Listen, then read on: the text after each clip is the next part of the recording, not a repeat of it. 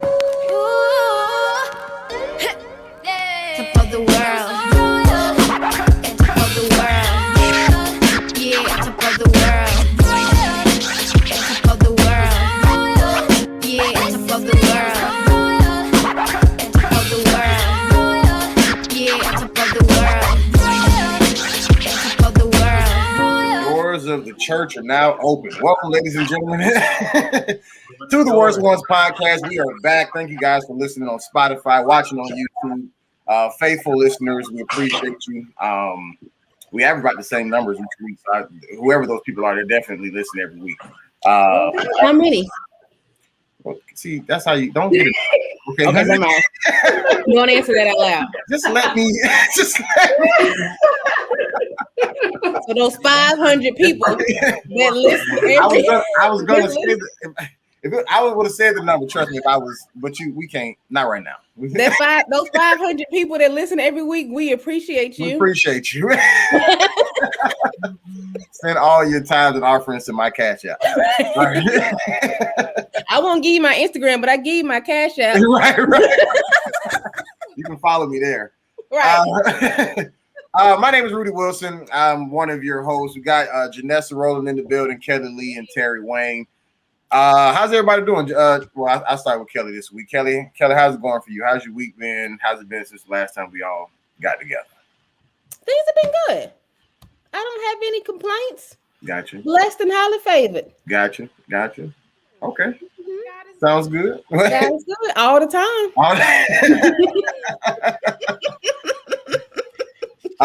Terry Wayne, what about you, sir?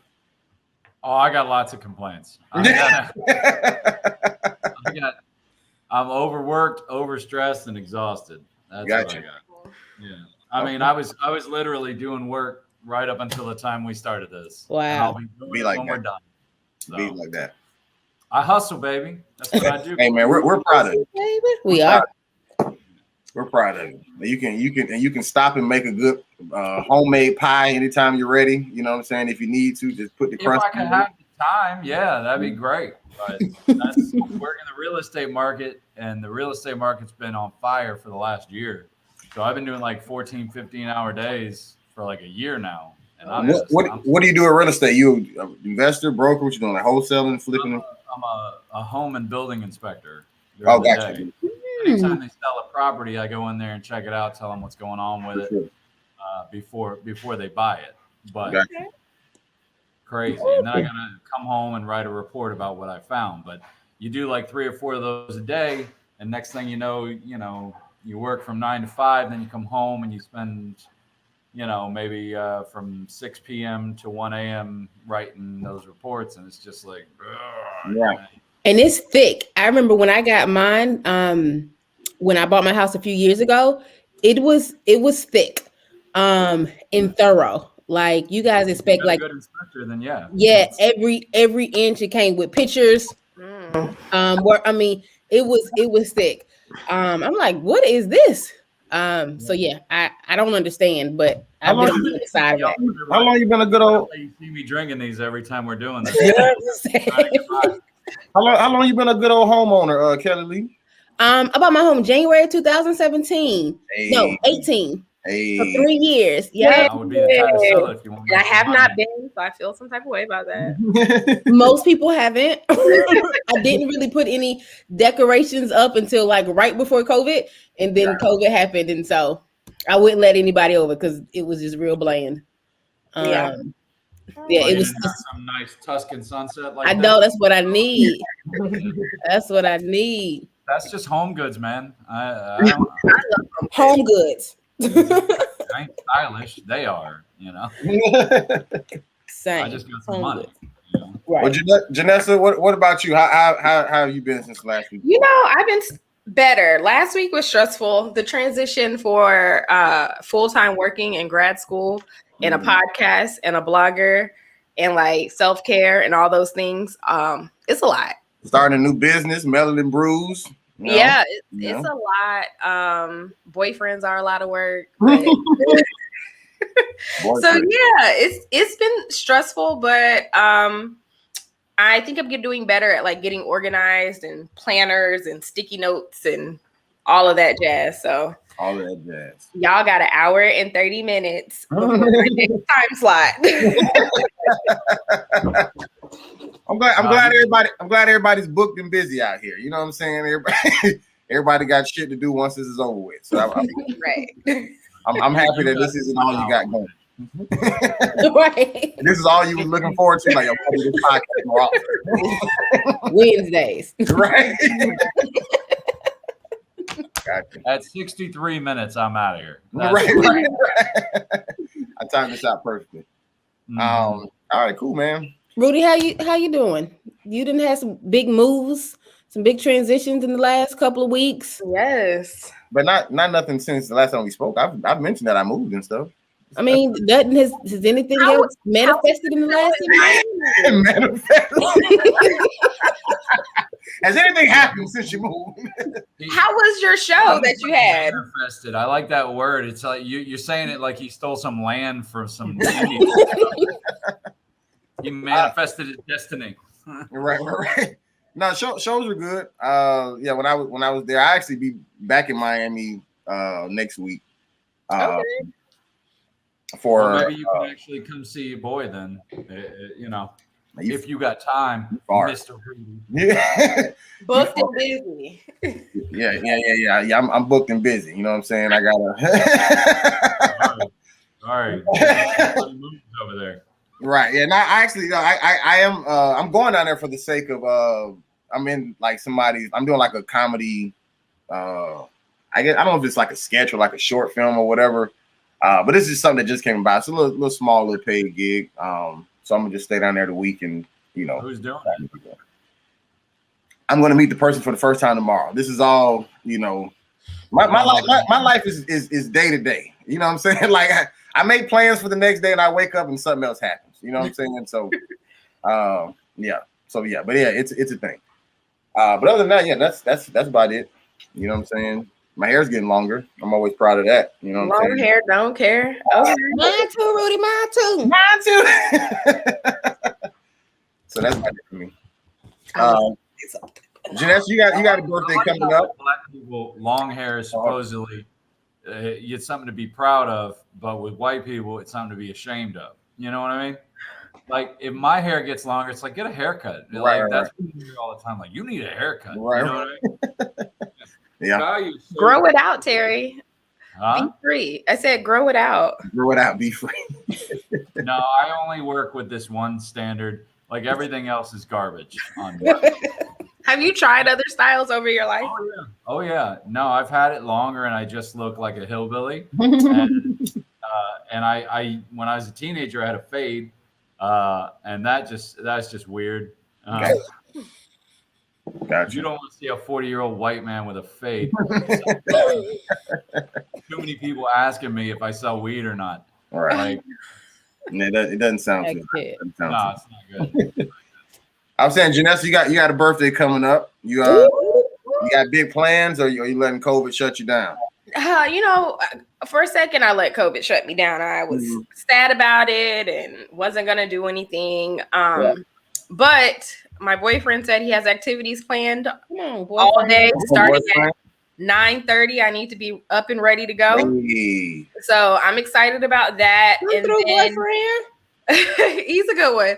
Yeah. And then Sunday, I'm gonna do like a small drop by kickback in my backyard. Nothing really organized. If you just want to drop by between these hours, you can. And that's it. Gotcha. Hopefully, maybe later this year, we can go, or I can go to somebody's beach like I had planned to go last year. Right. My trip to Jamaica was canceled because of COVID. So, hopefully we can do that this year. We'll see. We got a lot of beaches down here. Are they like warm water and margaritas and just peacefully and serene? Or The if you really want like the Corona commercial experience. The Corona commercial.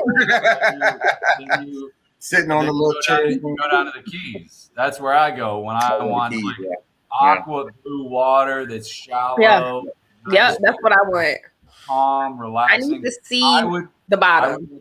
I would recommend Key Largo then. That's what I would recommend.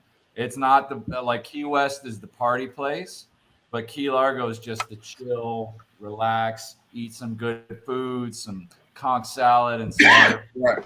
on the beach. Like Key Largo is a joint for that, and it's a lot cheaper than Key West is. So that's not where Trump is, though, right? No, he's in Palm Beach by me. Yeah, he's where Terry is. Oh, yeah, Trump lives, I could drive to his house in about 10 minutes. Oh no, I don't go down there either. So I've actually been to Mar-a-Lago many times because my father's nonprofit would run fundraisers there. So, and I would help him run the fundraiser. So I've been to Mar-a-Lago plenty of times. In fact, there's a Scotch glass, a tumbler in my cabinet that I stole from Donald Trump on general principle. The last time we did it, the last time I was running his fundraiser, it was the end of the night. I had a tumbler of Scotch, and I said, you know what? I'm taking this one with me because he was already president. He was already pulling that stuff. 2017. Right. I was like, this is coming home, and I'm saving forever. I was like, this is coming home with me. Fuck it. All right. That's my petty. That's my petty Donald Trump headline. Yeah, it's my petty. Right. Gotcha. All right. Say less. All right. So being that we're about 16 episodes deep, I believe it's 16 episodes. I really guessed the number, but I think I'm right. Oh gosh. I know we've been doing this. Just say it's been 4 months around that. And you know, and I've, you know, when we first started this thing, you know, I mean, me and Terry have pretty much always been okay as far as like, you know, feeling comfortable being on a podcast, and then on top of being on a podcast, even, you know, doing the subject matters that we delve into as far as being a PK and all that different type of stuff. And so I was curious to know everybody's thoughts on how I feel like you have per se changed, if you will, or if you have changed, or how have you grown? How have you, you know, and it doesn't necessarily have to be like in your spiritual life. It can even just be as a podcaster. You know what I'm saying? Just like what has changed about you since episode 1 to episode 16 in reference to growth, being more comfortable, certain things you may have tried to keep hidden when we first started, now you don't, or whatever the case may be. And then on top of that, and we'll answer that question first, then on top of that, we will go into the question I wrote is, will you ever be free from church scrutiny? That doesn't mean that will church scrutiny or people in general scrutinizing you, will that ever stop? I mean free meaning like, will you ever be free from it? Like, will you ever not care and just go ahead and just, you know, be yourself, be you 100% of the time? Or will we maintain at least what I did all my life growing up? Like, I know how to act in front of church people, and then I know how to act when I'm not around church people. And so I guess, will you ever get to the point of not being that, or do you feel like we always have to maintain some level of I don't know if you call it secrecy, but some level of, you know, keeping it tucked in because, you know what I'm saying, church people be messy or whatever the case may be. So I'm gonna let the ladies go first, but I want to hear out of both of them because these two hermit crabs have come out of their shell as we have gone along this thing. Y'all didn't say nothing, and me and Rudy just ran it until you got comfortable. So obviously, I've seen this change you two a bit. You're like, oh my goodness, I'm not going to show my glass of wine while I'm on there. If only they knew. So I want some honesty out of you two. I just felt like I got my whole life just read. But that was what I was going to ask. That's what I was going to ask first. So 2 questions. One from Terry and Rudy, because I know Janessa and I had more of the slower start. Have you guys seen a difference in us since the start of the podcast? So Terry kind of just said, yeah, of course we have. You're opinionated now. You say what's on your mind. You drink your wine with pride. That's fine. Technically, I still drink my wine in my coffee mug. I had a wine glass a time or two. My father does the same thing. When he drinks red wine, he drinks it out of a coffee mug, and I'm like, you are classless as they come. Why don't you just get a goblet Right. You know, like you think Jesus drank his wine out of a coffee mug? No. Yeah. But to be fair, I have like a ton of coffee mugs and like 2 wine glasses. So this was easy to find. The other Melanie, 2 are dirty from last night. It's fine. I got it. to answer your question, Kelly, for me, I would just simply say that is why I asked this question, because of the change that I have seen. But I want to hear what you guys feel about the change for yourself, and then I can go into more detail, but I'll wait till after y'all answer. Because I'm just curious to see how you feel about yourself, and you know, if you did like a self-reflection and what that change looks like to you. Go ahead. You got it. I don't know. I'm just waiting for these girls to go all girls gone wild on this thing. Oh Lord, Then we'll really get some viewers. You know what I mean? Viewership's gonna go way up. Right. I'll start, and not even to get super, I guess, emotional or about myself. Well, I guess if the question is about me, but yes, I have changed as a person since the start of the podcast, which I think is the change you see in the podcast. So from the beginning, so starting from Rudy's other podcast, do you mind if I call you the B word? Bitch. Yes. Yes, that word. See that on TV now. It's fine. And so you approached me about that, and I had, you know, just a lot of reservations about doing it for a lot of different reasons, but one, just not wanting to be on this type of platform talking. And so then maybe about a month or 2 later, you had approached me about this podcast, and I really didn't want to do this one either. Right. I appreciated the opportunity to have this type of platform to talk about being a PK, because there aren't many spaces where you're with other people that kind of understand this life. But I didn't want to do it for my own anxiety. I have anxiety, just period, of talking to people and then talking in front of people and talking with people. And then the anxiety that comes from people, to your second question, the scrutiny and the judgment from church people. Right. And so, but I knew, and it may have been the Spirit of the Lord that said, Kelly, you know, you have to do this. What I haven't seen, and what you guys may never see, is that there was an episode prior to the first episode, and it was just Rudy, Terry, and I.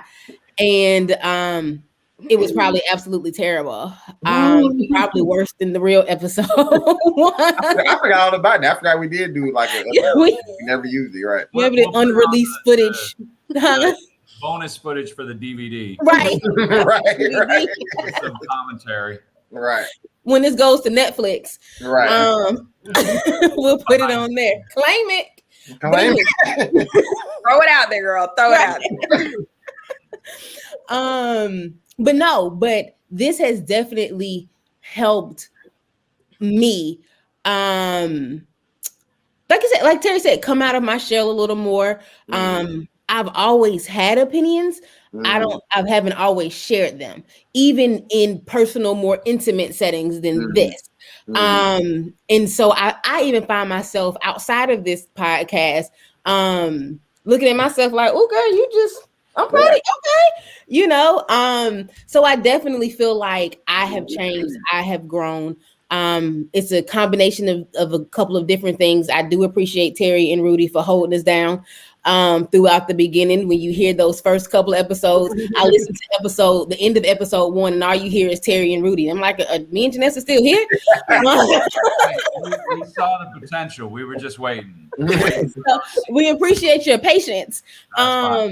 But no, and honestly, this was something that I used to dread every Wednesday. I'm like, oh my gosh, we got to do this again. I don't want to do it. I'm scared. I'm nervous. I had to have my shot first, a drink first. Back in October when we started, I wouldn't even have told you that. Right. But now I don't mind. Right. You know, to get through it. And then it got to the point where I'm like, oh, I'm looking forward to, you know, to Wednesdays, to have this conversation, to have this time to push myself further, to share my opinions in a safe space where though we disagree, there's no judgment. So for me, I've definitely changed. I've definitely grown. Like I said, one day I'm gonna listen to these podcasts. That's my next step in my anxiety. Is actually listening to them back. Well, you know, that's funny because when we first started, I really looked forward to it, and now I dread it all week long. So, but yeah, like I said, because I think it's been therapeutic for me, on a lot of different levels. In conjunction with, I also go to therapy about my anxiety. So now I'm telling y'all all my business. That's all right. I got that too. Yep. I go to therapy about my anxiety, and I have talked about the podcast in my therapy session. And one of the things that we're working on in my therapy session is me listening back to the podcast and then advertising and publicizing it more. So that's how deep this was for me, that I brought it up in therapy, and I got therapy goals on this podcast because I knew it was something that I needed for me to step out of my shell, to step out of my comfort zone, for things that I want to do personally, professionally, after this. So have I changed? Yes. So thank you. All of you, and thank you to Rudy. Are you on anything for anxiety? Yeah, well, there's this great product called Vistaril. This is just you and me. It's an antihistamine. That's basically a prescription Benadryl. But when your anxiety gets high and you really get stressed out, you can take one. It doesn't do anything to you. It just kind of calms you down a little bit. Okay. Like I have some on the ready if it ever happens to me, because I've had high anxiety too. I mean, even last year, like because of work being so strenuous and working so many hours and everything else that was happening last year, like it just got to be too much. So I went to a doctor. They're like, you starts getting too much. You just take this, take a little breather, relax, whatever.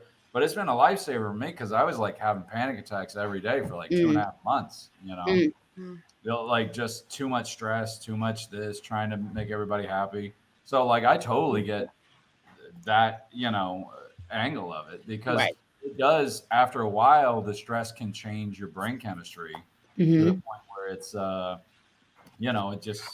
it's too much. So I sympathize completely with it, because it's hard to explain to somebody when you get to that point what it's like. Right. When that adrenaline gets released and your hands start shaking and you can't just, like, I know what it is. Even now, see, this is what I love about this podcast, that we could just be honest and open and transparent. If you can see my table, it's wet from the sweat from my hands, and my anxiety. And most times you guys can't see me, but I shake, my hand shake, but most times you can't see that. My knees shake. So like I said, but this has helped me kind of push through, because prior to this, I would have avoided anything like this. And I know that there's more things like this that I need to do in the future. Right. And this is definitely step one to something greater. And I like that we're broaching the subject, and I'm going to jump off topic for 1 second, Rudy, just because I know there's a stigma out there when it comes to this. Like if you suffer through any of this, it makes you weak, or you're not strong, or especially when it comes to guys, because guys don't want to admit it. They don't want to talk about vulnerabilities or whatever. And it's like, look, man, I used to go out to Alaska. A float plane would drop me off with a couple of people, and they'd come back in 6 days, and you're hundreds and hundreds of miles away from anybody. No cell service, no nothing, just out in the Alaskan wilderness. I'd climb a mountain, shoot a bear, skin it, butcher it, and carry it down on my back 6,000 feet. That's a real story.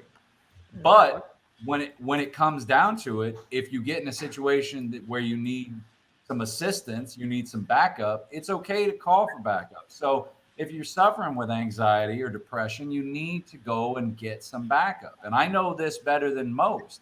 I mean, my mother suffered from depression for years until she eventually, it ended in suicide.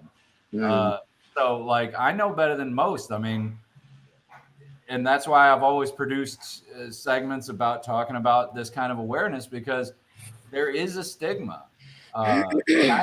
and it does make people feel ashamed to. Right. And it's like, no, if you had an ulcer, you wouldn't try to deal with it on your own. If you had cancer, you wouldn't be like, oh, all I have to do is think positively. No, sometimes you just need to reach out, and that's it. And there's nothing to be ashamed of. There's nothing to be trying to hide or sweep things under the rug. Just say, no, I'm having a hard time. I just need a little bit of help. That's it. You can't cure allergies with positive thinking, and you can't cure this with positive thinking either. Right.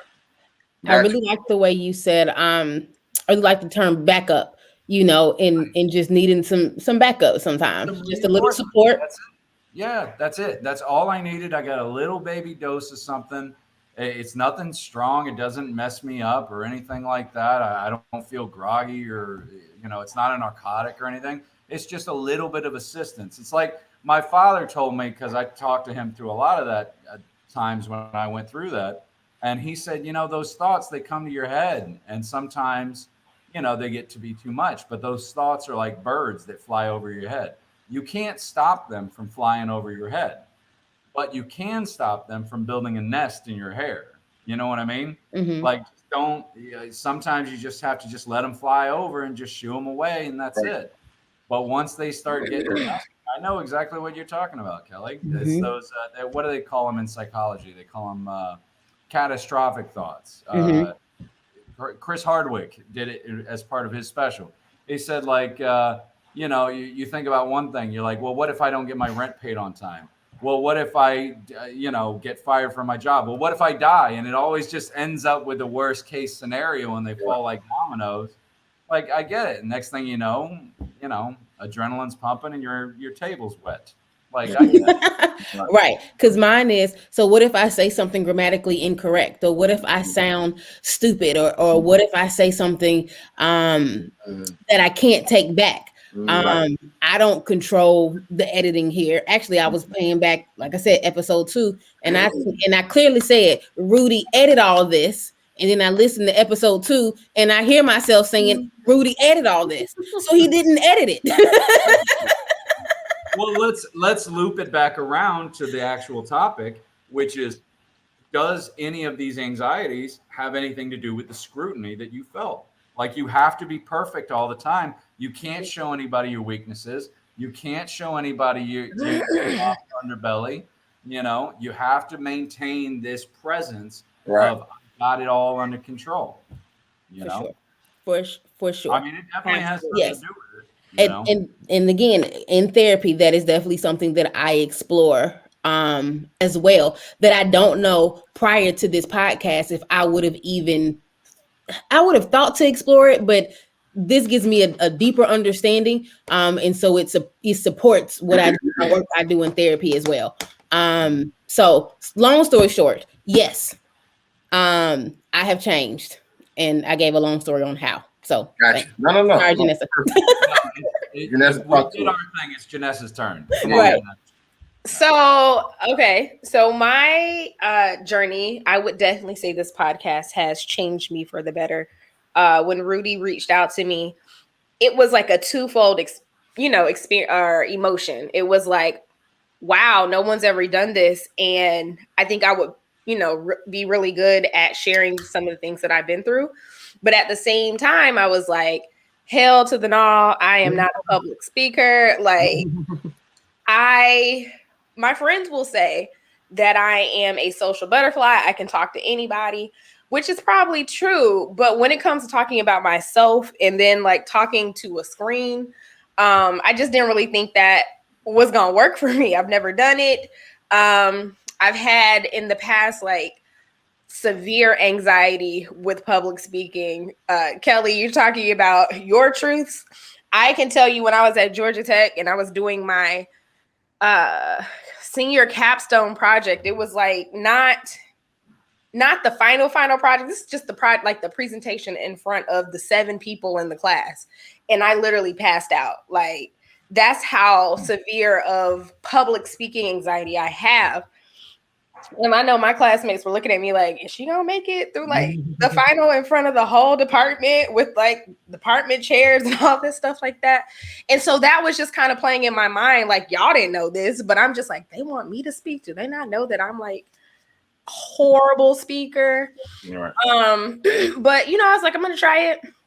And initially I was super nervous because I have 20 years, and I feel like that's crazy to say. I have 20 years of experience in something, and I'm only 31, but I have 20 years of being a PK. And I feel like I have so much that I can say and so much I could bring. But part of that PK journey was like not saying anything. So it was like this internal conflict about, well, I know a lot, but how much should I say on this podcast? Like, how real can I really be? I know a lot of stuff about a lot of people. I know a lot of shicey stuff. I know a lot of positive stuff. Like, I know as a PK, you know, especially living with your parents, you overhear a lot of things. Being in ministry yourself, you kind of get a firsthand experience of how things work. And I just did not know how much of that I could really bring here initially. And so I was very cautious about what I said, how I said it, how much I said. You know, I would try to like put these like warnings or, you know, try to sugarcoat it so it won't land as like, you know, just smack you in the face type of thing. Well, But Janessa, what, huh? Let me ask you this question. Let me ask all three of this question. Just to what Janessa's saying. When Rudy first presented this idea and you know tried to get this thing off the ground, how many out of all four of us, hands raised, how many had the first thought we had was, what if my mother/father, who's in the church, sees this? Because that's me. Yeah. 100%. That was my initial reaction. Like, I know I went and talked to my dad before I even agreed to do this because I'm like, what do you think about this? Like, but that's the scrutiny we put on ourselves. And it comes from the position. It comes from I don't want to let them down by being something they don't want me to be, or I don't want to let the congregation down, or I don't want to put judgment on them based on what I said or did. You know, so there's a responsibility there just to protect, almost to protect like the family name and the. Right. So what you were saying to that, like, it was still an internal struggle with that because on one hand, I'm feeling exactly what you're talking about, Terry. But then on the other hand, I feel like for so long, I have denied my true feelings about things, like where I have put other people's needs and concerns over myself. And, you know, as I get older, it just this whole podcast, honestly, and some other things that's been going on in my life has just shown me like, no, Janessa, you need to really walk through some of this stuff and really understand the root of it, how it impacted you, why, you know, connect the dots to what happened then to why you do things now. And I think a lot with this podcast, because I think a lot of my I don't want to call them issues, but just life experiences. We all have issues. stem from some type of church or religious or you know, from that circle. A lot of stuff did happen from that circle. And so even now, I don't think I've fully, you know, gone through it all. But I feel like I'm making steps where I would have never, I wouldn't say I would never, but it would have taken something else or somebody else to like bring me to this point where I'm like wanting and willing to kind of figure out how did we get to this point and who is Janessa going to be moving forward?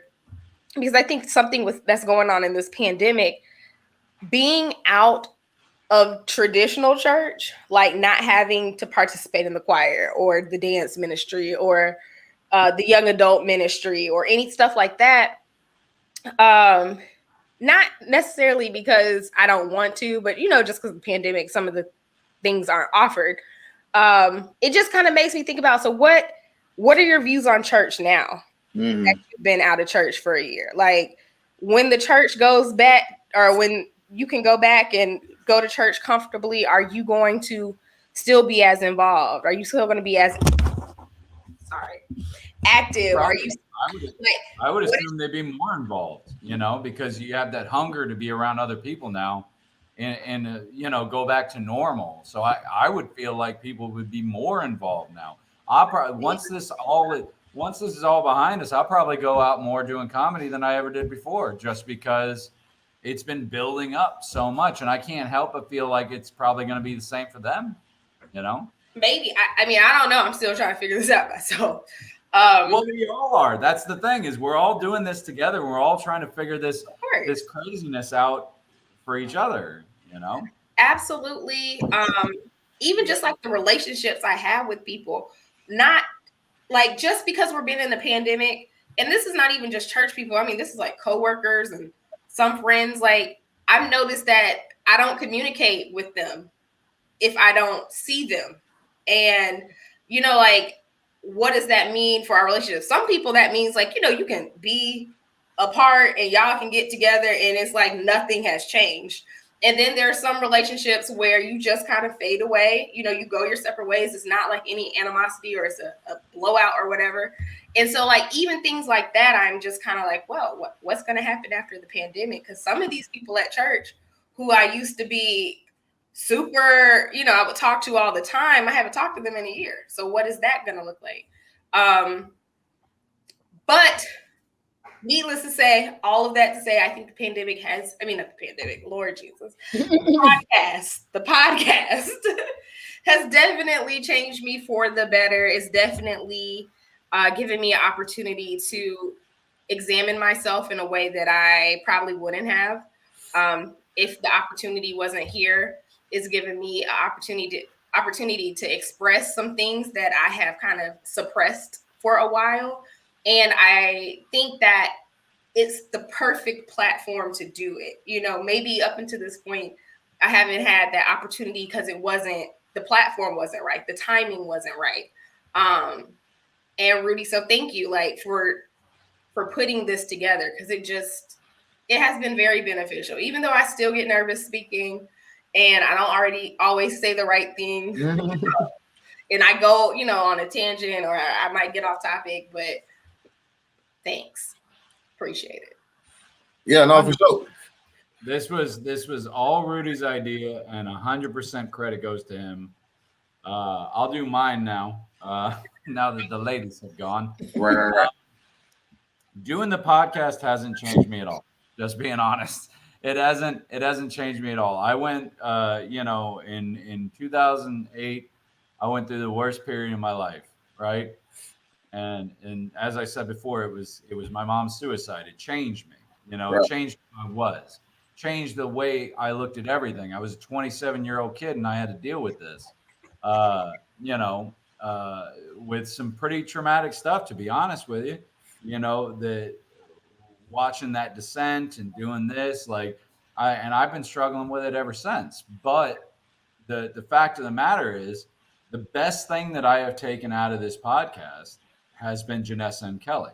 No offense, Rudy, right? But watching you two come out of your shells, and grasp yourself as who you are and not be afraid, not be ashamed. Because I remember those days. Up until the time I was like 26, right? I wouldn't even smoke a cigarette in front of my father, even though I was an adult. I could do whatever I want, but I wouldn't smoke a cigarette in front of my father. I thought, oh my God, that's so disrespectful. You know what I mean? But in a way, I was hiding who I was for all that time. I was hiding who I really was.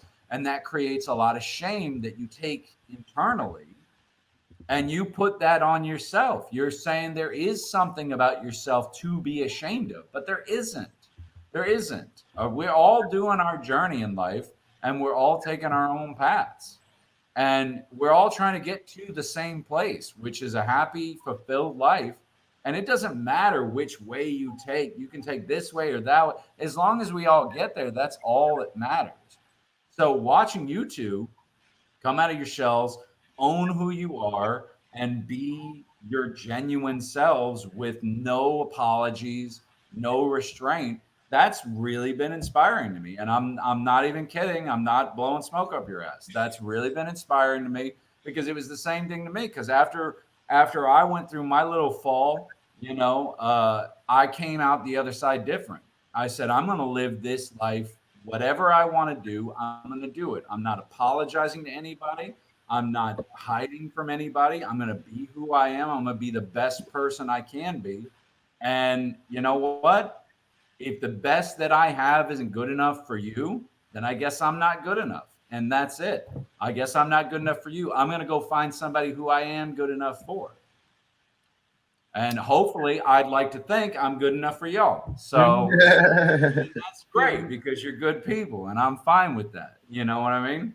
Well, So I'm proud of both of you for eventually, overcoming that, because I know how hard it is to overcome it. Thank you, Terry.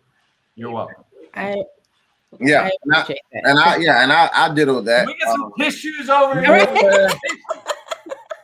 I'll definitely ditto that, in the sense of like I said, that's the reason why I even brought up the question, because I definitely seen the growth. And even when I was thinking of a topic, I was thinking of all type of questions, but I was just like, I honestly would like to see, because honestly, it was noticeable for me. You know what I'm saying? Like, it happened it happened quicker than I imagined. You know what I'm saying?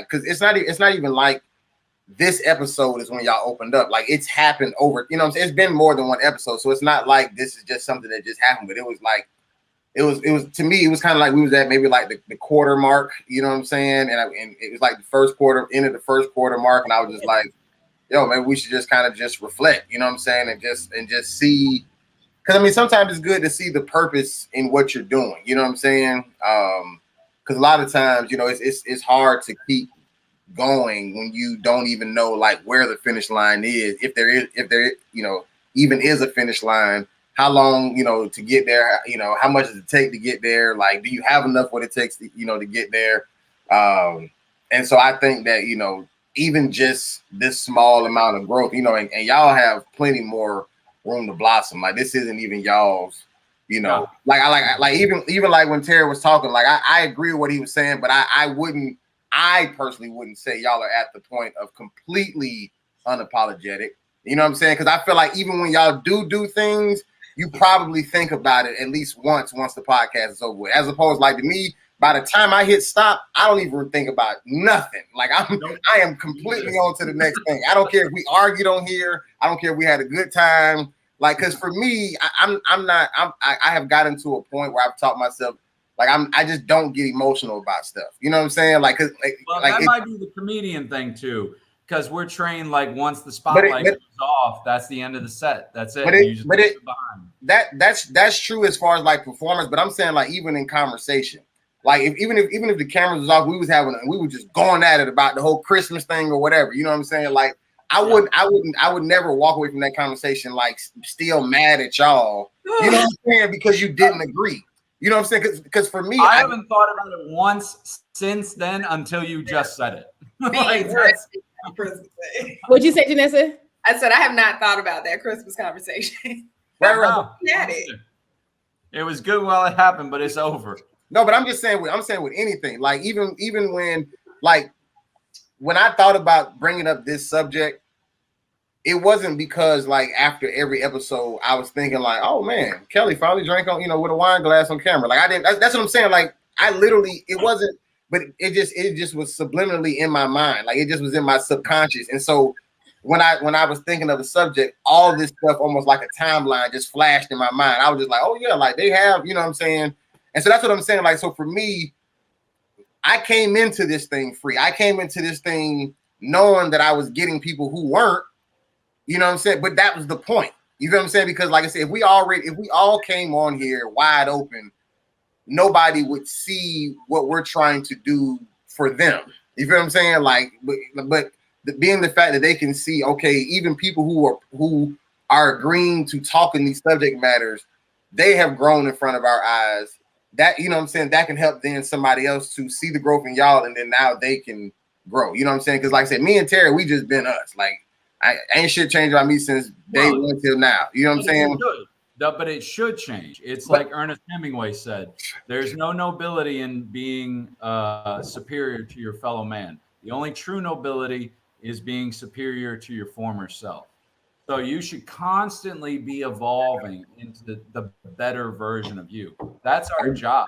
Our job is to help each other and be better every day that we can be, and be better than we were yesterday until we die, and then we're done. That's our job as people. Right, but this is what I'm saying though. Well, I was agreeing with you earlier. Listen.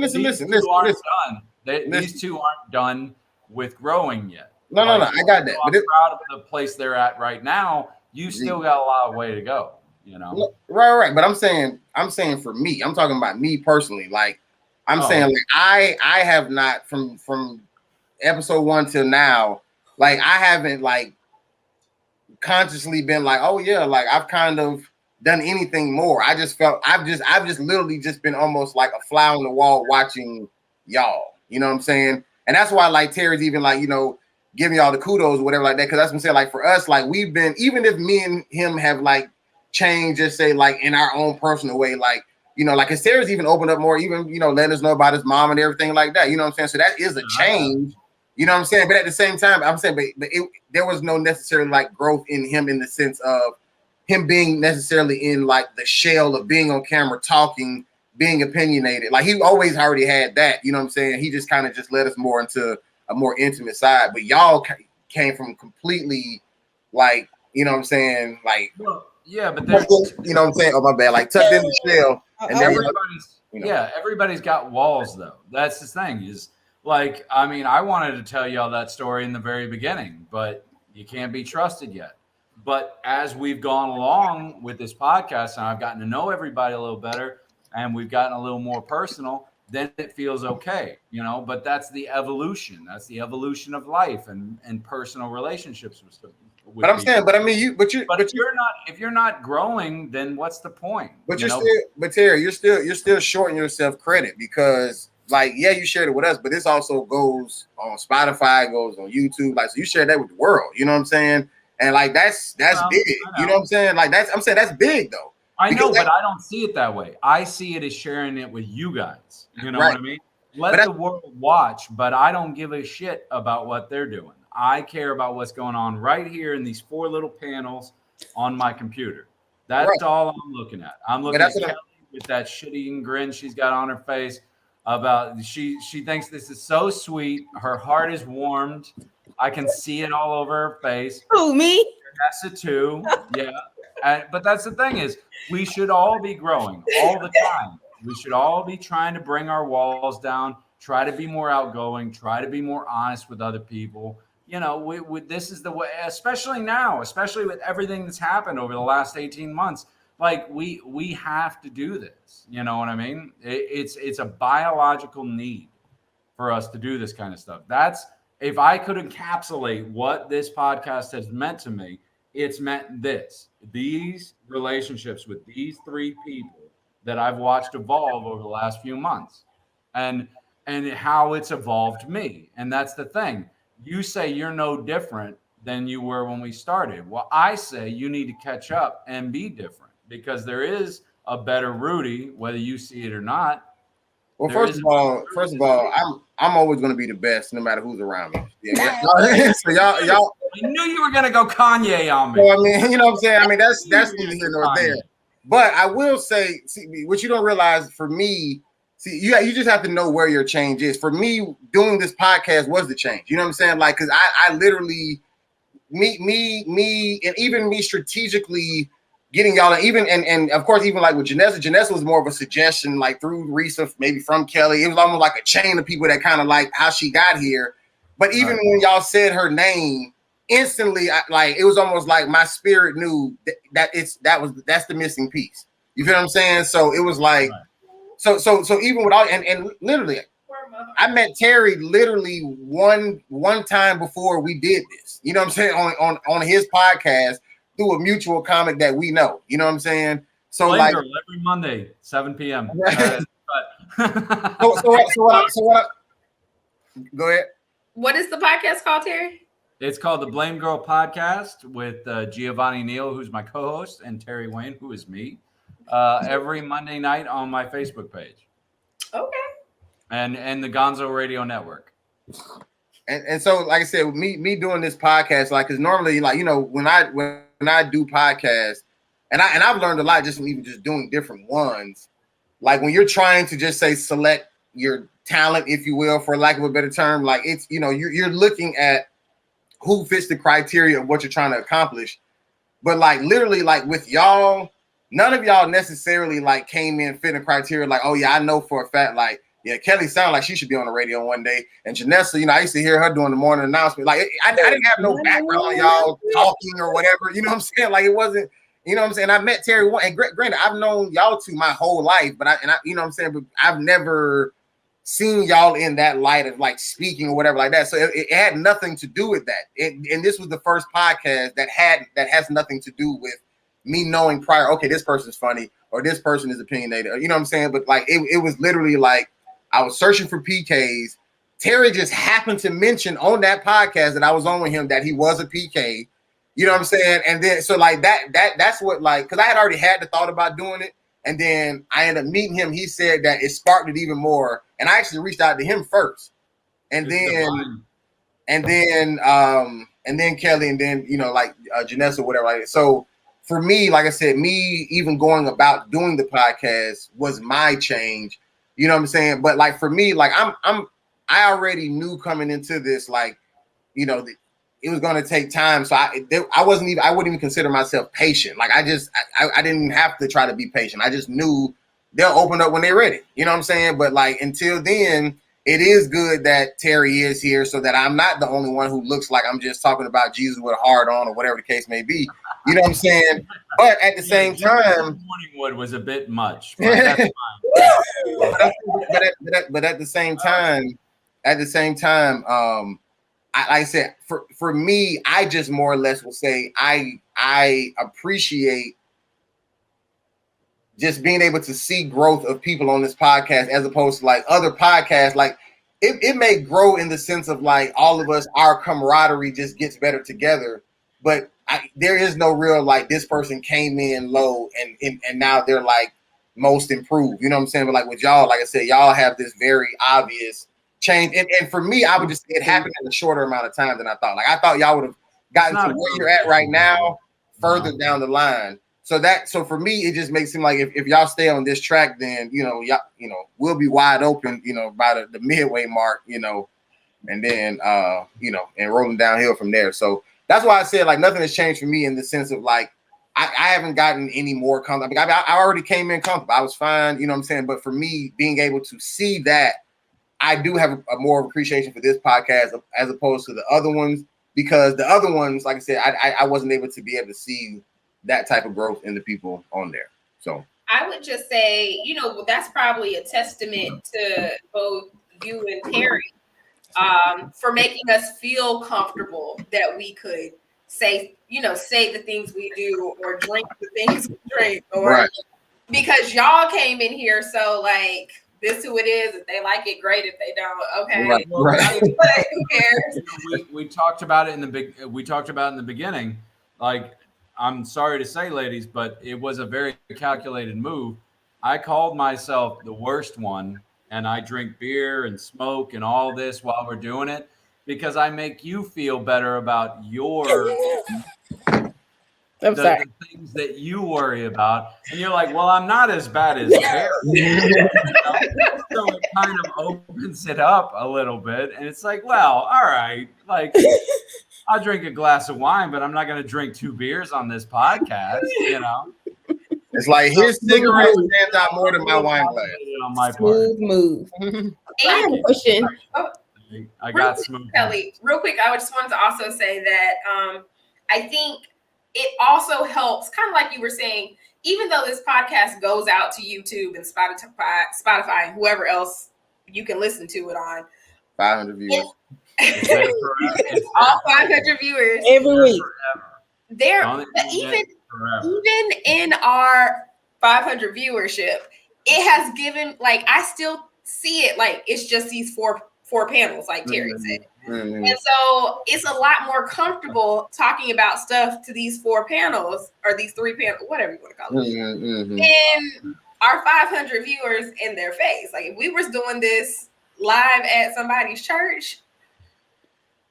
Well, and it's not even 3 panels. I'll correct you right there. It's not even 3 panels. It's 4 panels because you're listening to yourself say the things that you want to say too. And it's like Kellie said, it's almost like therapy. You know, to the point where, like in therapy, if you have a good therapist, they're not going to tell you what to think. They're just going to draw out what you already think, and they're going to allow you to say that in a safe space, you know, where you feel comfortable, where you can talk about the things that are on your mind without shame or guilt or regret or anything. So this is very much like therapy, very much. Technically, Kellie is the therapist. So, hey, doctor. even therapists need therapists. That's what they tell each other. Right. I know So things. Oh, Kellie, you had a question, right? Yeah, so I was just gonna ask you, do you consider yourself this is to you, Rudy, like a Philly person, like a emotional Philly type of person? As far as what? Philadelphia or feeling? Feeling, F-E-E-L-I. Hey man, we from Atlanta, man. That's how we talk. You said Philly. That's how we talk. I understood you. He understood. I understood you. No, but I wanted a cheesesteak all of a sudden. It's like when y'all say especially, it just drives me up around the bend. I can't, especially in Philly. All right. Do you feel your emotions?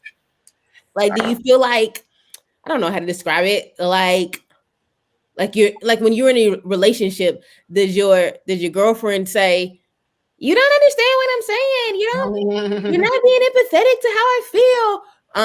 Do you get those a lot? Do you have those conversations? Well, I've been in very, very, very few relationships in my life. And I mean like 3 maybe, you know what I'm saying? That makes sense. That makes sense.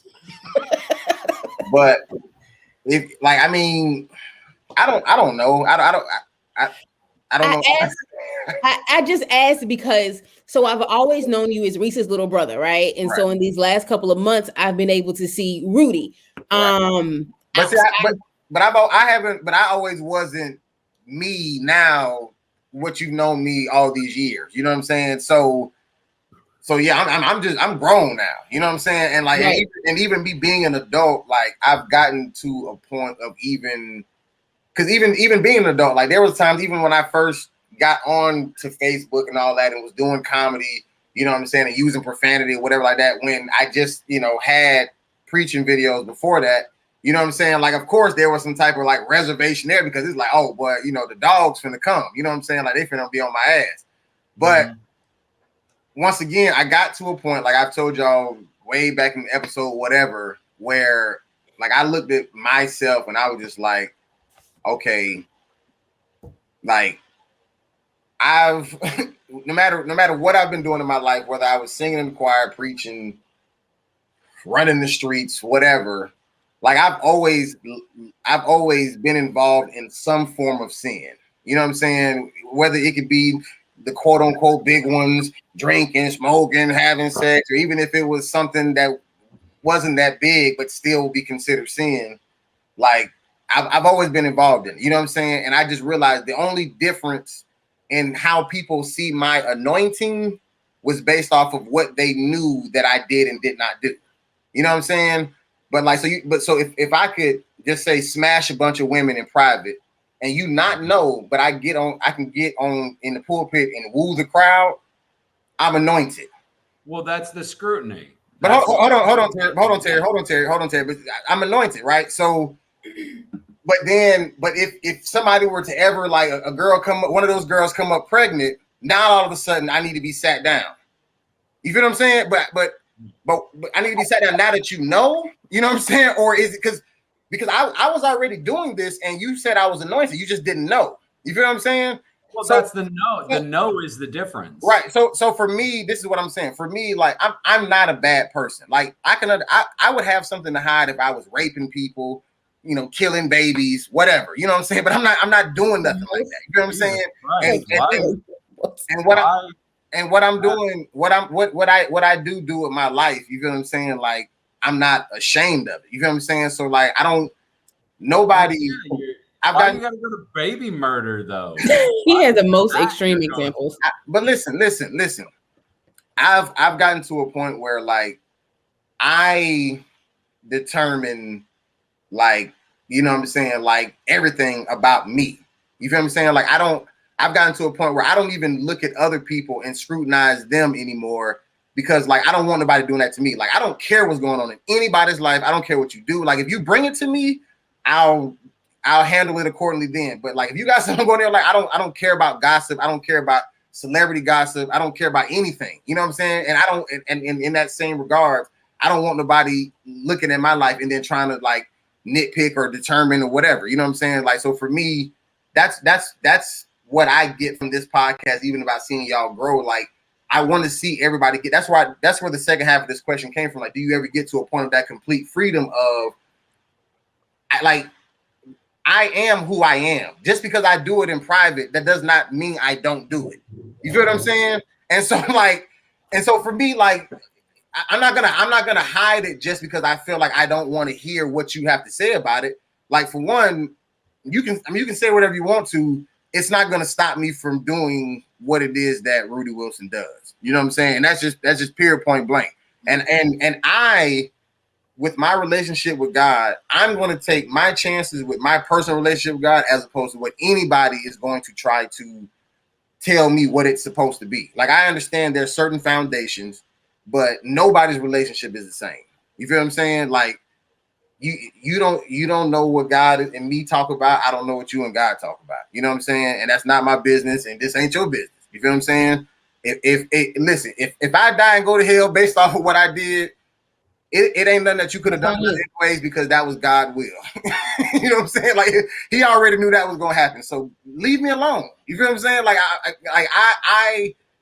I am even sitting here in Jacksonville, Florida right now because of my relationship with God. I'm not just out here just moving, you know what I'm saying, from place to place. Like, that has nothing to do with it. But at the same time, I'm not going to explain that to people and hope they get it.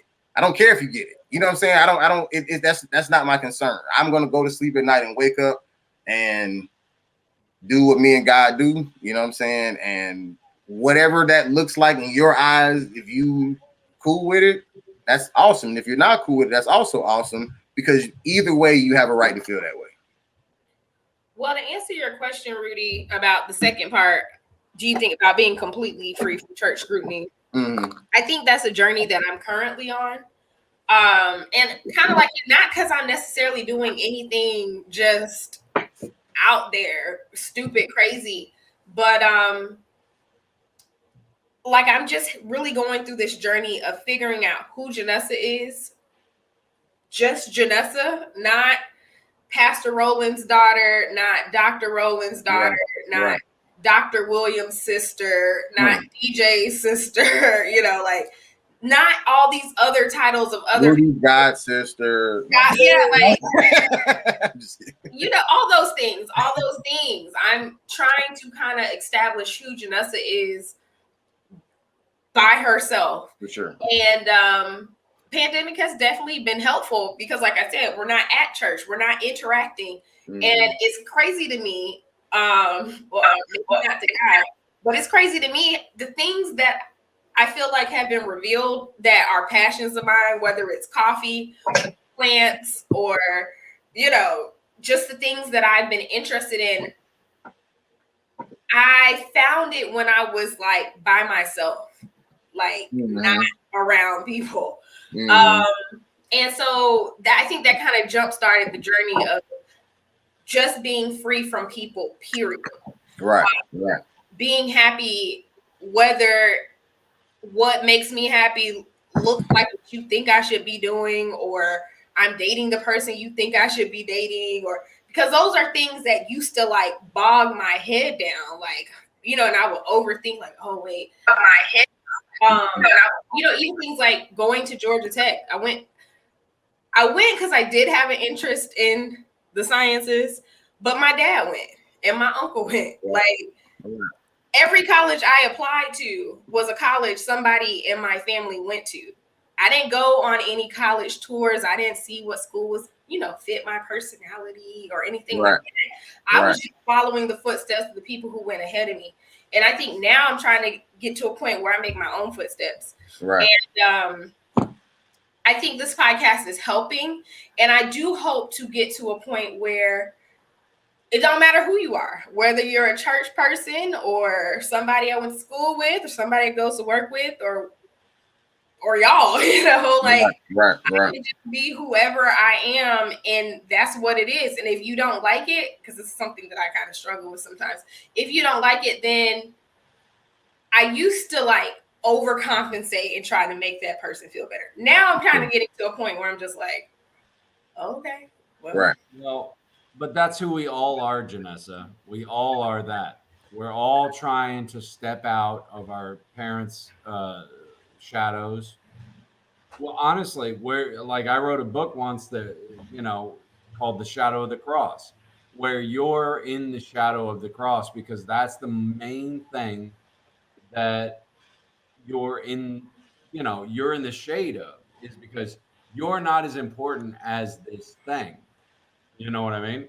Whereas you feel like other people, people that didn't come up the way we came up or didn't have the things we had, or the stresses or what you're talking about, the pressures that we had, we're just trying to find ourselves at this point. And I think that's the goal of any person, in the church or secular or whatever. Everybody's just trying to find themselves. Everybody's just trying to find a place where they're okay being who they are. There's nothing to be ashamed of there. There's nothing to run from there. You are who you are. And as long as you can just adapt to that and just say, this is my life, it's my existence. I don't have anything to prove, and I don't owe anything to anybody else just because of the sperm lottery that I happen to be a part of. Like, I didn't choose to be a pastor's son no more than I choose to be white or no more than I choose to be male. Like, I just am who I am. And I think we're all struggling just to come to grips with who we are and how that's okay. It's okay to be who we are, regardless of our faults, regardless of our downfalls or our weaknesses or whatever. We're all just trying to come to terms with this thing we call life. So Kellie Lee, close us out. You think you can ever be 100% your free self from the scrutiny? I think, like Janessa said, it's a journey. I think I see it more now than I may have a year ago. Mm-hmm. When did we start this? October. I'm definitely a different person now than I am in October. I definitely think going back into traditional church, face to face, as we call it in school, that I will be different. And I will care, a little less about what other people think of me because of that experience. I do because of this experience. I do think though, I don't know. Right now, I don't see being completely free of the scrutiny. I don't see that now, if I'm honest. I do see a space where I am more comfortable with Kellie. I do see a space where my anxiety isn't as high when it comes to how other people think of me. But do I think that I can, in all spaces, just be 100% authentically Kellie? No. And to be honest, I don't know if I want people to see 100% authentically Kellie. Like there's some pieces of me that I just don't want to share, with the world. So, I said, well, then don't put them on the podcast. Well, I mean, anything I put on the podcast, it's fine. It's fine. But yes, but I right now, like I said, like Janessa said, it's a journey. But to your question, do I think I will ever be free? my answer today is no. It may change with time, but my answer today is no. Will it get better? Yes. Will I be completely free? Mm-mm. Because like Terry said earlier, and like we've talked about, it's that name. It's that Lee name that I always have to uphold and respect. And so there's just some things that I just will not share, just out of respect of being a Lee. Do you? I got it, but I have a question for you. Do you want to be free? Like if you could be, like, would you be, or is not being totally free like what you actually want? And just to amend that on top of his, just remember that your parents, unless they were PKs as well, they got to live their life free and make their own choices. So what, if any, responsibility do you actually carry to uphold that Lee name, as you say, as opposed to living your authentic life, whatever that may be? Kellie, I've gotten to know you pretty well over the months, and you're a good person, period. End of discussion. So all of those things that you think about yourself, that you think as deficiencies that other people may judge you for, that's just insecurities that are brought on by that religious, connotation of being in the church and having everybody's eyes on you. So, my only advice would be just to live your own truth, because your truth seems good to me. It seems great. So why? I mean, but you can't really say that because you don't know her. I mean, she's still guarded on here. She hasn't, what I'm saying, given you the whole thing on here. So I understand. I'm just saying what I see. I don't see a bad person. I understand, but that's what I'm saying. But the whole point of this whole thing is it's everybody can only base anything based off of what we show. You know what I'm saying? Like we only know it based off of what any of us give each other. You know what I'm saying? And I know for a fact that Kellie has not, done that, because even based off her answer saying that she doesn't even feel like she can ever even get to that point. So that's why I'm asking the question. I get where you stand, but like, let's say in a perfect world, if you could be free from the scrutiny, like, would that be more of your desire, or are you actually wanting to be like where you're actually at now? No, I mean, I definitely want to continue to grow, and I would agree with Terry. Like, I'm not, and to your point earlier, Rudy, like I'm not a terrible person. I'm not out here killing babies and, and raping kids. Absolutely. And hiding old women in my basement. Like, I'm trying to think of the law from Grace. Tyler Perry. Right. Like I'm not out here doing that. You said what, Terry? I said, ain't nothing wrong with making kids. Just pick your partner wisely. That's all. She didn't say raising kids. She said raping kids. Oh, raping kids. Oh, because that's what you said earlier. Yeah, you were like. Well, I didn't. Well, first of all, I didn't say raping kids. I said raping or killing babies. She said whatever. I'm just trying to be extreme as extreme as all right, I'm gonna pull it back. Pull it back. No, she added up. She went up at Annie. Like, I'll raise you. I won't rape a kid, but I'll kill him. Like, that's better somehow. I didn't say anything about better. I'm just saying that's not what I said. That's all I said. All right.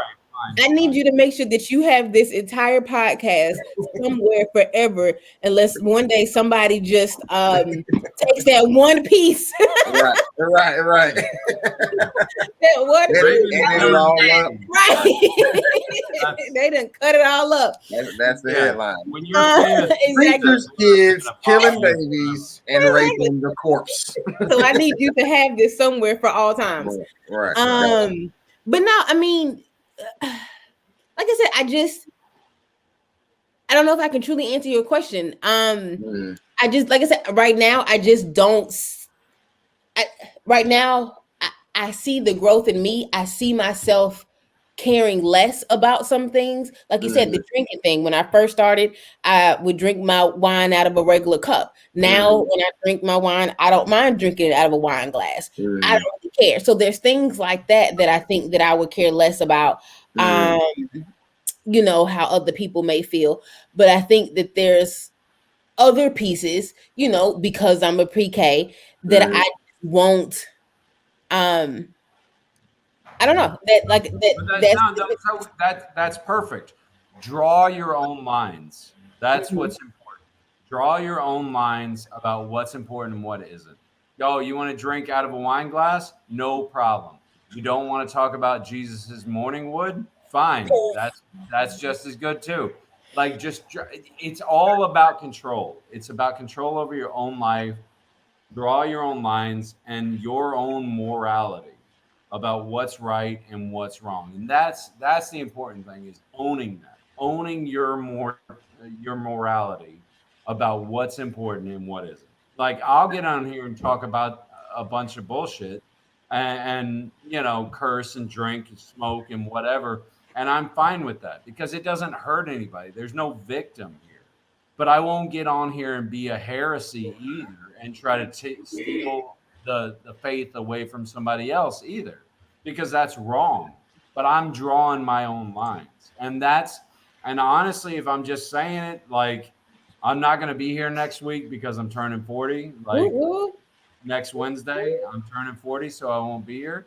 But that's, as I get older, I look at you younger people, and I think, like, this is what you need to learn. You need to learn that about the lines you draw for yourself, about where your morality is, what's right, what's wrong, and how you feel inside. Because I've always felt like the conscience, right, that we all have a conscience. That is our connection to God. He's telling us what's right and what's wrong, and we know it on the inside. We know it balls to bones. We know what's right. We know what's wrong. You know, so don't let them tear you down because you smoke a cigarette or because you drink a glass of wine or because you say a curse word. Don't let these other people tear you down. You focus on your morality and what's right and what's wrong. So as we wrap things up here, I'm going to say two things. Number one, I think we should have a podcast discussion about what actually is right or wrong. Because I think a lot of times we pin ourselves to the cross for things that we were told may have been wrong. You know what I'm saying? It just may not be scriptural, is what I'm saying. You know what I'm saying? And an opinion, a church opinionated, you know, correction is different than you correcting me with what you're saying, you know, God said. So I think we should have a discussion about that. But I also want to shout out my parents, Elman Wilson, Larnell Scott, for even with any type of misunderstanding they may have ever had about me. I can give them credit to, you know, part credit to like my whole just say mindset and freedom, because they never have like tried to make me do anything, you know what I'm saying, or make me not do anything. You know, they've never tried to, you know, control me or say, you know, whatever, like try to determine my narrative. You know what I'm saying? Like there was never any pressure. I mean, of course, like my mom definitely, like, we was going to like go to college, you know what I'm saying? But it wasn't like, yo, you know, you got to be Harvard, you got to be a doctor, or you got to be a minister, you got to be, you know what I'm saying? Like, they really feel like, you know, like you know, they raised us, you know, they trust our relationship with God, me and my sister, whatever like that. So I do give them credit, you know what I'm saying, for allowing me to be able to have the freedom, you know what I'm saying, to be me. And they don't, you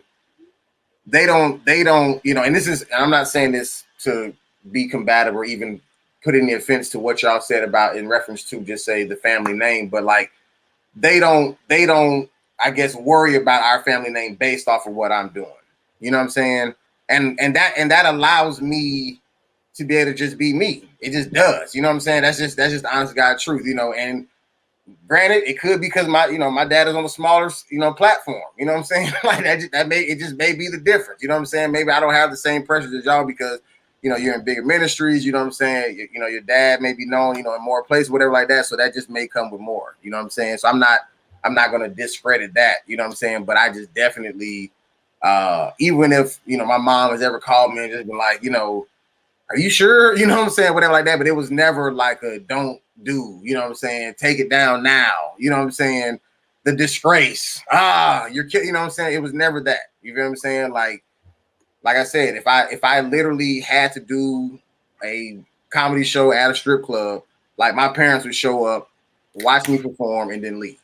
You feel what I'm saying? Like, because they're not worried about the atmosphere. Like, they're gonna be them regardless. You know what I'm saying? And they're gonna support me regardless. You feel what I'm saying? And you know, I just respect that. So, anyways, let me say this. I'm gonna throw this out here. This is by far our longest podcast ever. Just the one that you guys wanted shortest. But I gotta say this to Rudy's point. So the pressure doesn't come from parents for me. mm-hmm. So my pressure doesn't come from my parents to do this or do that, or like my parents don't put me on the pedestal to you got to be this, you got to do that. Like that doesn't come from them. It comes from the church. It comes from the community. It comes from the congregation. It comes from them. For me, from you. But it comes. But when I'm talking about how I'm. You're saying like you're saying your parents don't look at you differently, but you're saying that the church community is the one that's giving you that. It's right. And so when I say I feel pressure, when I say I feel like I don't, you know, it's to be this way, or I felt pressure to be this way.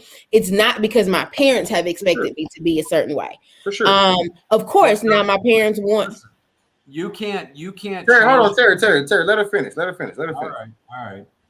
Because then I lose my train of thought. You said it wasn't your anyway, parents. my point was it's not my parents. And so my parents 100% are down for Kelly and love Kelly, right, for sure. You know, for who she is. Now, is Kelly a different person you know, the weekend in Miami with her friends than she is with her parents? 100%. Are my parents ever gonna see Weekend in Miami with her friends, Kelly? Probably not. Right. It's just not for them to see, you know. But I still am, you know, Kelly, and they love Kelly for who I am. But when I talk about the pressures of me being a preacher's kid, it hasn't come from my parents. It's more it's come from more of, like I said, the community, the congregation, and how I, to Terry's point, how I internalize how they feel about me. But it's not my parents. And and let me just say this, because I don't know if you guys. I definitely wasn't like shouting at my parents to like shit on y'all. No. I just like that, you know. And even to your point, when I was saying about the whole like ministry level, like I think that even just being a part of a smaller ministry, like that still gives me less pressure. You know what I'm saying? Because like I don't have the pressure from my parents, and I don't have as many eyes on me as you have. You know what I'm saying? Your whole lifetime. You feel what I'm saying? Like so. That's what I'm saying. I you know, empathize with you all's position even more than mine, because I feel like I had more of an avenue to this freedom that I have now, as opposed to, you know what I'm saying, you who have, you know, who we're watching grow. But I think that's based off of, you know, like I said, even just, you know, having that pressure. And I don't feel like I ever dealt with it, or maybe I just didn't care. I don't know. But either way, I never worried about anybody in the church. For me, I think it would have been just more or less if my parents were disappointed, that would affect me. You know what I'm saying? But like I never would have cared about deacon so and so or whoever. You know what I'm saying? And I think that's the main word, caring. You know, right. I care. Right. I've cared. Right. And so I think, which is why it has made it different for me. Again, I don't want to disappoint my parents either. But I've cared what other people have felt. For sure. For sure. Well, because it also comes back to your parents. You feel like you're representing them. So you feel like you have to be this certain kind of person when everybody else looks at you. It's not the judgment from your parents that bothers you. It's the judgment from others that you feel like it's shoved off onto your parents because you're a representative of them, you know, and it's that subconscious thing that messes with your mind, because you feel like you got to be this kind of person because you want to be just like them, or you want to be better than them, or you want to be a good representation of them, you know. And it's different for Rudy, honestly. No offense, Rudy. Just I'm saying it's different because you weren't raised in this. It wasn't your formative years. You know what I mean?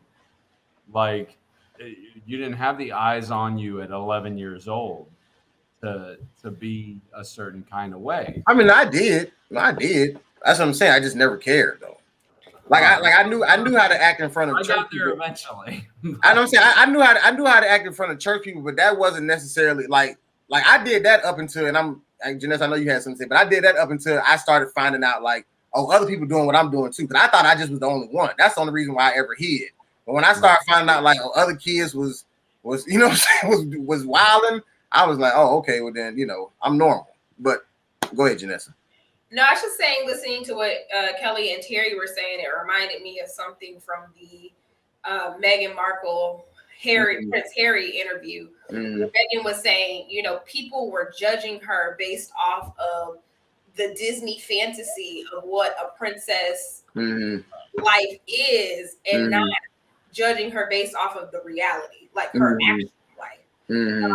And I think to a certain extent, not saying that we are Prince Harry and Meghan Markle, but sometimes I think we get judged, or we are viewed to uphold this, you know, what is thought to be a religious organization, pastor, all the stuff that goes with those words you hear. But the actual reality is, my reality and your reality are like the same thing, kind of like what you were just saying, Rudy. Like, we do the same things. The only difference is I'm Pastor Rowland's daughter and you're not. You know, like that. There's that mentality. There's that mentality. If only I could be there. If only I could be that. Terry, let her finish. Let her finish. No, I was just saying that spotlight, you know, might not be on another church member, because I agree with you, Kelly. Like, my parents, I feel like they love me however I am, and I know I can be a handful at times, or had used to be, but those church members, I, like you, Kelly, care. You know, even though me and your daughter do the exact same thing, but I'm the one who's like held to this super high standard, and your child is not. You know what I'm saying? And so there is, for me, there used to be this whole wanting to walk the narrow, you know, the straight and narrow. But now I'm really, I don't know, maybe it's because I've had 20 good years of dealing with it, and now I don't want to do that anymore. Like, I think more than ever, I am adamant about discovering who I am, and I'm not as concerned. I think there's still a little bit of wanting to, you know, not disappoint people, but I feel like I'm getting to that point in my life, like that crossroads where you're gonna have to accept somebody's gonna be upset. You know, not upset, but you're not gonna be able to please everybody. Like, there's a point where you got to get to where you accept that and you keep moving forward, or you get to that crossroad and then you're gonna turn around and start walking back. Like, you gotta pick something. Right. The problem is you if you have that thought of like, I can't please everybody, it means that you started with the thought that I have to please everybody. Gotcha. Yeah. All right. The Worst Ones podcast. The worst one at the Worst Ones PK. Follow us, like us, don't like us. We don't care. No, we free now. We free now. You feel me? No, that's what's up, man. Great conversation, guys. We can start with you, Kelly. I know you don't want anybody to follow you, but you got anything, you know, you want to tell us about? Put the Worst Ones PK back on there. Gotcha. Follow Kelly. Follow us. That's Kelly's line. At the Worst Ones PK on Instagram. Okay. Janessa. You can follow me at Melanated Brews, anything and everything coffee, tea, and beer related. IG, TikTok, Facebook, Twitter. I think that's all of them. But at Melanated Bruce. That's it. It's a good one. I follow it. It's a good one. Thank you. Terry? Terry Wayne Comedy on all platforms at Terry Wayne Comedy. I'm also going to be March 18th, the Blue Jeans Comedy Show in Fort Lauderdale. If you want to come out and see me, and you happen to see this before then, I won't be here next week because I'm over the hill. So I'll be resting, apparently. Gotcha. Okay. Yeah, man. Check us out on Spotify, YouTube. Just type in The Worst Ones Podcast. You can find us there, man. Check us out, man. We have great conversations every single week. We post every single Tuesday. And yeah, man, we lit. You know, we'll do another recap, you know, another 16 or so episodes down the line, you know, and we'll see. Well, not only that, but we done 90 minutes on this episode, which I thought was great. I just want to see how Rudy cuts this down to an hour. Oh no, I'm not going to. He's not going to. I'm not going to. No, this is all being left here. We raw dogging this one. He Absolutely. doesn't put anything. I've learned. Well, because I don't do the actual editing. Like I be telling them, you know what I'm saying. But I don't always watch like everything from start to finish. Like because I just kind of like, you know, watch parts, bits and pieces. So We're gonna edit this part out, I'm sure. no. But before we leave, we can't edit this part out. Janessa's birthday is Saturday. Woo! Rudy, give us a little song. It's my dog birthday. It's my dog. All right. He's That's all turning I got. 21 Your again. birthday. It's your Turning birthday. 21 again. It's your birthday. It's your birthday. All right. Enjoy. Thank We'll have to hear about all the deets from your birthday weekend next Wednesday. Yes, I will be 32. Hey. Yes. I guess I'm the youngest person on here. Shut up. Goodbye, Rudy. Get off. No, I'm just saying. I thought We don't care that you're old asses. All right. Well. Y'all check us out every single week, man. Until next time, we out.